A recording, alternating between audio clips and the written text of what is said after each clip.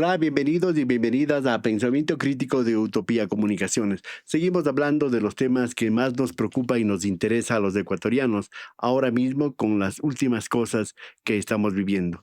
Doy un saludo cordial y un agradecimiento por la presencia en nuestros estudios del doctor Alex Iván Vallejo Franco. Él es docente, es abogado, docente digo de la Universidad Católica del Ecuador y también docente del Instituto de Altos Estudios Nacionales, el IAEN, y tiene un amplio conocimiento en derechos humanos y un sinnúmero de temas ambientales, tributarios y tanta cosa. Bueno, saludo, doy la bienvenida y agradezco por la presencia. Para comenzar, desde el campo jurídico, del campo del derecho, ¿cuáles serían sus comentarios, sus puntos de vista respecto a lo que el Ecuador está viviendo en este momento con las últimas leyes, con las últimas decisiones que ha tomado el presidente de la República? Bienvenido. Bueno, en primer lugar, muy buenos días, estimado Fernando. Muchas gracias por la invitación a Pensamiento Crítico y a todos quienes nos escuchan. Respecto de la última normativa que ha sido emitida, la ley de seguridad, la ley de solidaridad, la ley de integridad, pues haciendo un análisis técnico, ¿no? Sin ningún tipo de vista político y demás, uno puede encontrar varias falencias ahí. Primero, que las leyes económicas urgentes tienen necesariamente que ser tratadas con unidad de materia. Es decir, cuando habla de unidad de materia, solamente se trata de una sola materia y no puede usted meter en la misma ley pues dos, tres, cuatro, cinco materias diferentes, como se ha hecho en las leyes referidas, donde se habla de seguridad, se ha hablado en temas de conflictos armados internos, etcétera, etcétera. Es decir, desde ahí mismo ya se está yendo contra el principio constitucional, porque además está establecido en la Constitución específicamente la unidad de materia. Luego, en técnica de legislativa y demás, pues hay tipos, ¿no es cierto?, redacción articulada que es demasiado abierta, que es demasiado abstracta, que puede interpretarse cualquier cosa. Tercer lugar, nosotros vamos a encontrar mucha normativa que está también en contra de la Constitución e incluso en contra de tratados internacionales. Es decir, hay una serie de falencias y eso, digamos, le da cuenta del por qué se han presentado en los últimos días varias acciones de inconstitucionalidad sobre estas leyes. Pero estas falencias no son, yo digo, no son por producto de la ignorancia, sino tienen un propósito. Yo diría, discrecionalmente diseñadas así para llegar a un objetivo concreto. Correcto, correcto. Yo también creo que no es, digamos, cuestión de desconocimiento. Creo que lo que se pretende es, digamos, buscar una especie de atajo a nivel jurídico, vulnerando lo que la Constitución manda, por ejemplo. No, es decir, si uno quiere reformar la Constitución, tendría que hacerlo a través de reforma parcial, de enmienda, pero lo que se está haciendo ahora es un poco queriendo legislar a través de leyes, queriendo legislar a través de decretos para un poco tener una especie de atajo, aprovechando que ahora hay una mayoría legislativa y con eso, pues, por supuesto, un poco también ir afianzando la institucionalidad del régimen actual, por ejemplo. Esos escenarios, porque se están creando escenarios, ¿verdad? Ujú. Escenarios en cuanto a la estructura del Estado. ¿Hacia dónde cree usted, abogado, que apuntan aquello? ¿Hacia dónde se dirige todo este proyecto de estructura jurídica que está creando el gobierno nacional? A ver, hay un problema que es de carácter estructural y no solamente de Ecuador, sino de América Latina, y uno lo puede revisar, es el tema del superpresidencialismo, del hiperpresidencialismo, es decir, la acumulación de poderes por parte del Ejecutivo.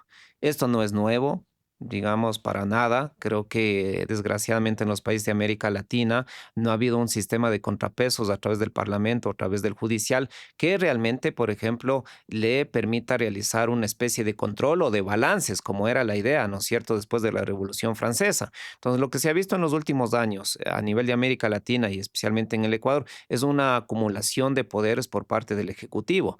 Es decir, cooptando también de alguna manera todo lo que tiene que ver con el poder legislativo, con el Poder Judicial para tener, digamos, un poder omnímono, ¿no? Que si es que se lo utilizaría, digo yo, de manera positiva en favor del pueblo, sería bueno, sería eficiente, sería positivo. Pero muchas de las veces, ¿no? Y como también el mismo Michel Foucault ha hablado de los temas de poder, por ejemplo, muchas de las veces, más bien lo que ha pasado son los excesos, vulneraciones en materia de derechos humanos, inobservancia de la Constitución y, por supuesto, no observancia de la institucionalidad democrática. Esos caminos de hiperpresidencialismo, de cooptación o compra o lo que sea de las otras instancias de poder, esos pasos, ¿hacia dónde van llevando? ¿Hacia dónde quieren llegar?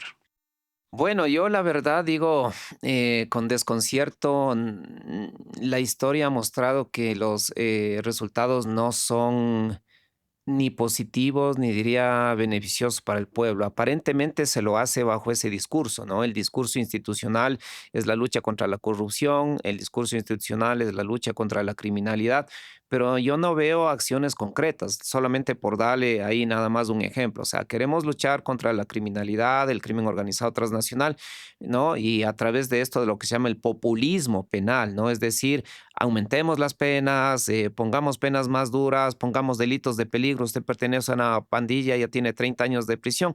Pero ve, hay cosas tan sencillas como las siguientes. Hasta ahora, en las cárceles, en los centros de rehabilitación, no se han colocado inhibidores de señal, por ejemplo. Siguen metiendo celulares y se siguen cometiendo delitos desde ahí adentro. ¿Por qué no se hace esto? Pues habría que preguntar si es que no pueden o si no quieren a quienes están controlando. Otra cuestión, digo, tan sencilla, quieren en realidad combatir el crimen organizado, pues démosle donde hay que darles.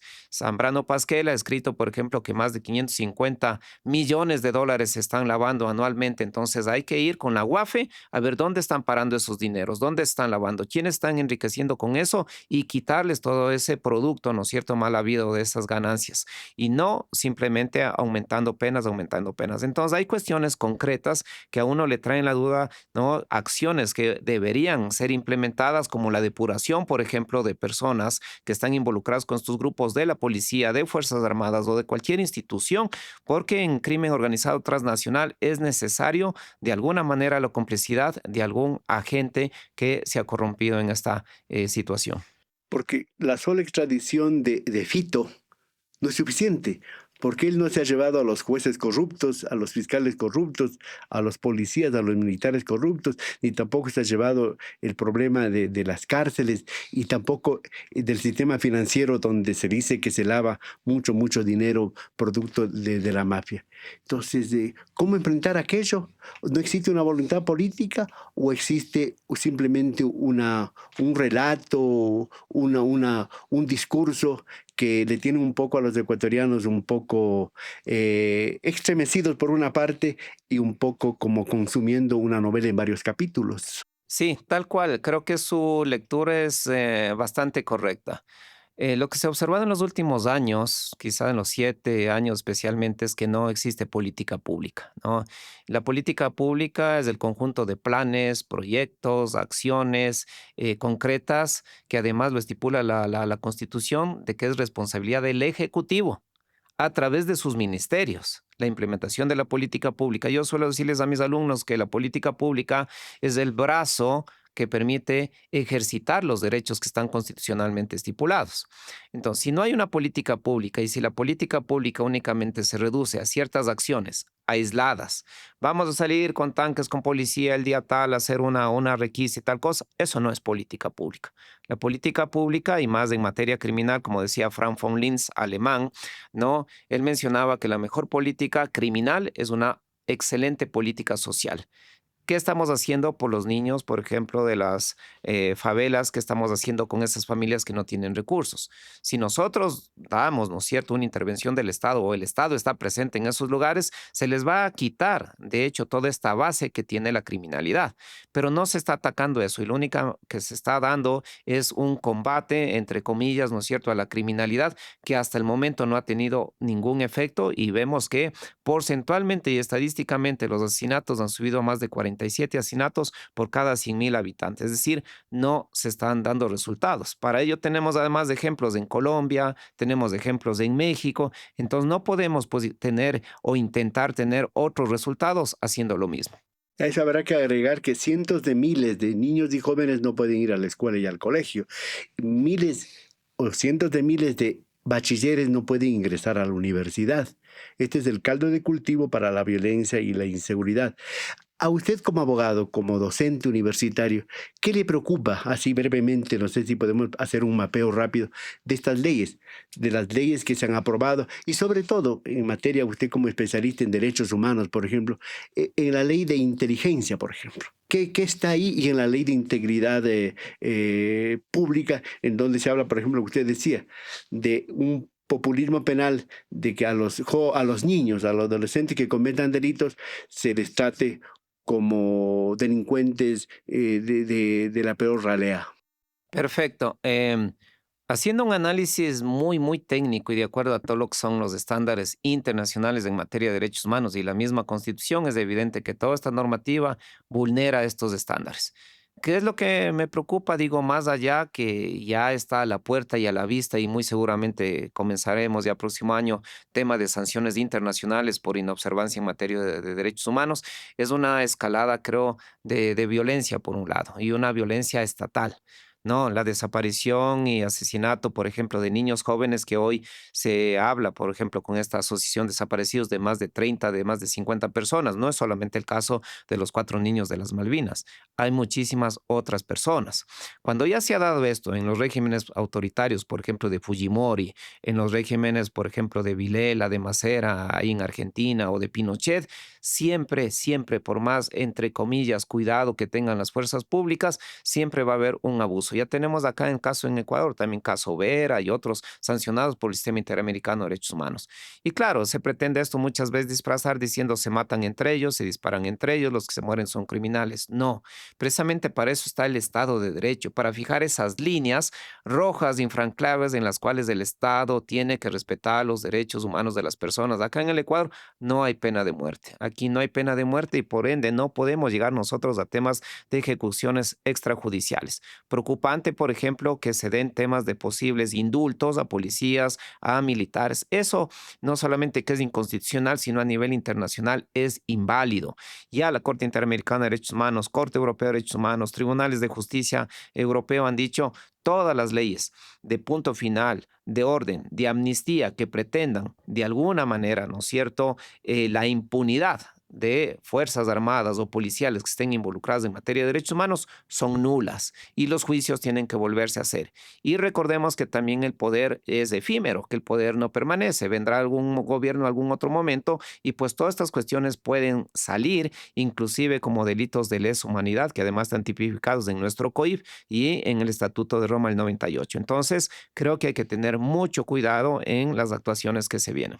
Se dice que en la desvinculación de 5.000 empleados del Ejecutivo y del Seguro Social, como que se ha comenzado a hacer uso de esta ley de inteligencia, donde permite a que se revise las redes sociales, donde se permite que se revise los dispositivos de la gente para entrar a su privacidad, para entrar a saber otras cosas.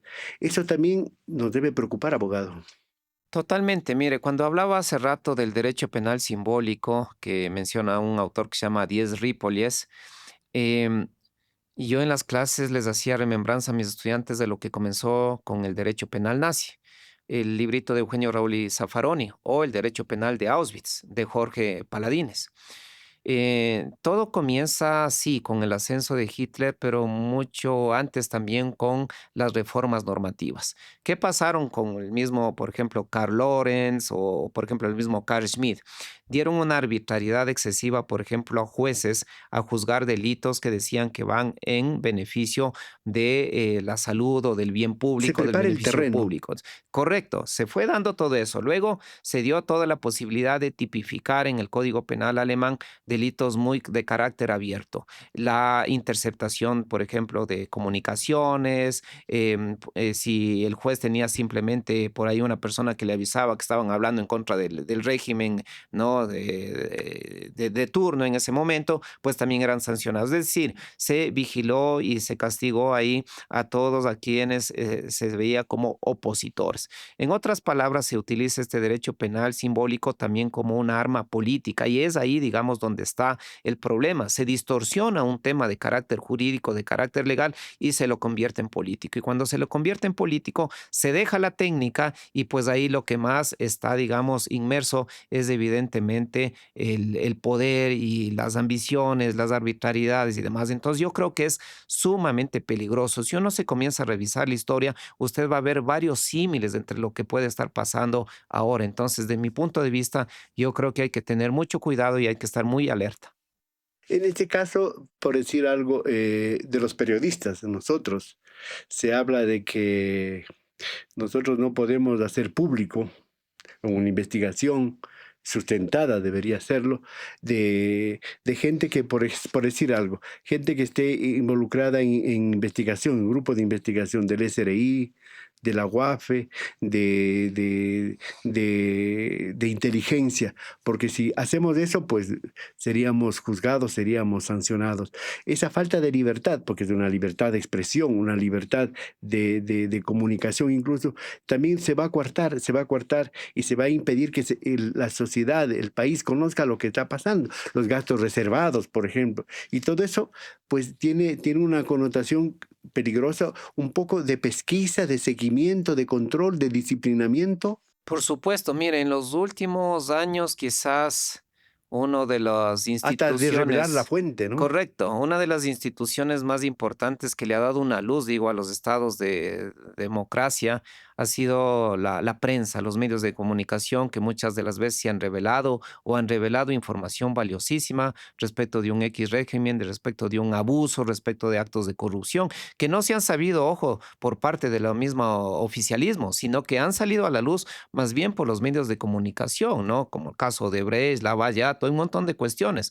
Entonces, el quitarle también, digo, ese fin, esa finalidad y objetivo a la prensa, pues dejaría sin base no solamente, ojo, la libertad de expresión, la libertad de prensa, sino yo creo que también uno de los pilares fundamentales en la democracia, como es el periodismo. Vamos avanzando, conversando aquí con el abogado Alex Valle, docente universitario de la Universidad Católica del IAEN. Bueno, ¿cómo ve usted estos últimos hechos? Por ejemplo, el anuncio de la fusión o eliminación de carteras de Estado, de ministerios, de secretarías y también el despido a través de la supresión de partidas de 5.000 funcionarios públicos, quienes han sido estigmatizados, uno, que son correístas, dicen, dos, que han estado obstaculizando y boicoteando el buen funcionamiento del Estado y también que son corruptos. Entonces yo la pregunta de sentido común es, si es que estos señores y esas mujeres y hombres que han sido despedidos, que están siendo notificados, están incursos en esos delitos, pues denuncien en la fiscalía. En primer lugar, de lo que se conoce y lo que sabe, no hay ningún informe técnico detrás de esto. Simplemente es una adhesión política, porque debería haber un informe técnico, además de talento humano de cada una de las instituciones que identifiquen, ok, aquí efectivamente la persona X o ya ha estado inmerso en actos de corrupción, la persona no ha incumplido esto, es decir, todo de acuerdo a lo que es la ley orgánica de servicio público. Eso no existe. En segundo lugar, lo que vemos aquí es una falta, digamos, de claridad y en vez de utilizar, creo que yo, estos pretextos de mayor eficiencia y eficacia, hay que decirlo muy claramente que es un tema de las exigencias del Fondo Monetario Internacional, que esto ya lo ha publicado también la prensa en el Ecuador y dice, mire, de aquí del 2025 al 2028, al menos entre 50.000 y 80.000 funcionarios tienen que ser desvinculados. Es el cuento de achicar el tamaño del Estado. Y yo digo es del cuento, ¿por qué? Porque, ojo, Santiago Basabe, que es un ex profesor de Flaxo, me parece que ahora está en la San Francisco, acaba de publicar ayer nada más, diciendo que solo cancelando el 10%, fíjese, el 10% de la mora de lo que deben los grandes élites y grupos económicos en materia de impuestos al país, ya se lograría cubrir la brecha que el gobierno está diciendo que la tiene ahora por la desvinculación de sueldos. ¿Qué va a significar a la desvinculación de los funcionarios, de 5.000 funcionarios o más en lo que se viene? No solamente 5.000 familias que se van a quedar con el sustento diario, sino también por menos ingresos, menos movimiento al tema de la economía economía, más desempleo, posiblemente más temas de corrupción, más temas de delincuencia y demás. Es decir, se está creando un caldo de cultivo, yo creo, para una inestabilidad social y económica en lo que viene. Porque el gobierno, como usted dice, ha manifestado que es para la eficiencia y la eficacia dentro del sector público. Y por ahí ya veía que el registro civil por arte de magia ha comenzado a funcionar desde el jueves en la noche, ya se entregan pasaportes y cédulas de identidad. O sea, así llueve que no escampa, suele decir la gente. Pero, ¿qué hay detrás de aquello? Aparte del Fondo Monetario Internacional, que desde siempre viene exigiendo el achicamiento del Estado, la baja de la masa laboral en el sector público, el asunto de que hay que son como más 10, como que 10.000 y pico de millones de dólares que se destina al sector público. Pero ¿qué hay detrás? ¿Existe alguna intención más allá de la llamada o intención de reingeniería y mejorar el servicio, que es un derecho de los ecuatorianos tener un buen servicio del sector público? Para eso estamos pagando. A ver, otro tema que puede ser, digo, sujeto de análisis en materia de derecho y ahora que estamos en pensamiento crítico y justamente también yo doy la materia de teoría crítica en materia de derechos, ojo, es el tema de que el derecho, si bien es cierto, por un lado es un orden regulador de la conducta, de la convivencia, no nos olvidemos que sociológicamente el derecho es una forma de control social, un mecanismo de control social. El funcionar también estas instituciones, desde mi punto de vista, le va a dar mayor tipo de control y mayor centralidad al poder, al ejecutivo en este caso. Fíjese nada más por darle un ejemplo. ¿Cómo se le ocurre fusionar Ministerio de Minas, por ejemplo, con Ministerio del Ambiente? Son dos Contra entes, natura, ¿no? son dos entes totalmente diferentes, polo sur, polo norte, es decir, Opuestos. exactamente. Entonces, ¿qué es lo que va a primar quizás ahí si es que yo tengo un ministro, una cartera de la ala privada? Minera, empresarial, que pues evidentemente los permisos, las licencias ambientales pues van a salir, ¿no es cierto? Sin ningún tipo de problema, sin tomar en cuenta principios de precaución, principios de prevención de daños a los derechos de la naturaleza. No se pueden combinar esas dos cuestiones, ¿no? Es como, no sé, combinar el Ministerio de Gobierno quizás con la Defensoría Pública o no, la Defensoría del Pueblo. Son dos entes que están con dos finalidades completamente diferentes. Claro, porque es para hacer contrapesos, llamaríamos incluso, sí. Exactamente, correcto. Entonces, claro, vamos a perder eso, vamos a perder el contrapeso, vamos a perder la objetividad. Si es que yo, por ejemplo, tengo una adicción en el caso concreto que me están vulnerando los derechos porque no ha habido consulta previa, libre informado, consulta ambiental, voy al Ministerio de Minas y me dirá, bueno, pase buenito, aquí no pasó nada, siga nomás. Entonces, Pero no nos sorprende porque la ministra es una abogada ambientalista, pues, que de pronto se convirtió en extractivista.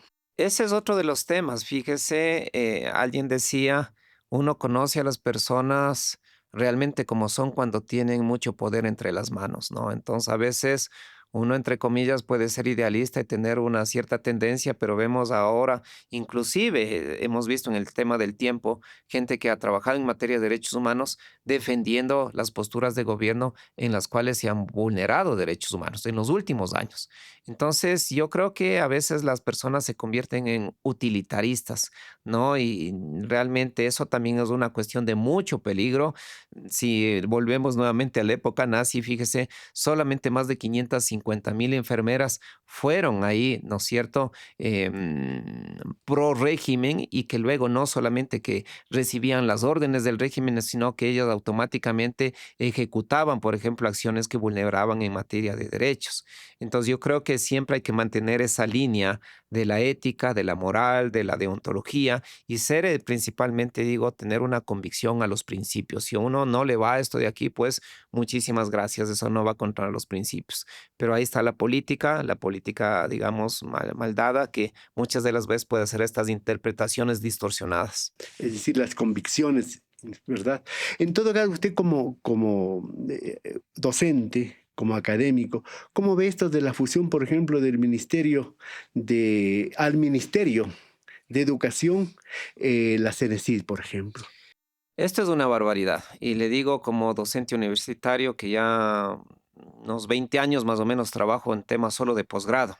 la mayor parte trabajo posgrado, y ahora mismo se pretende, por ejemplo, dar reformas que pretenden a universidades de posgrado como la Universidad Andina, la Flaxo, el mismo IAN y demás, ponerle en la lógica de pregrado. Cuando la lógica de pregrado es la formación profesional, la lógica de Docentes. posgrado exactamente es la especialidad.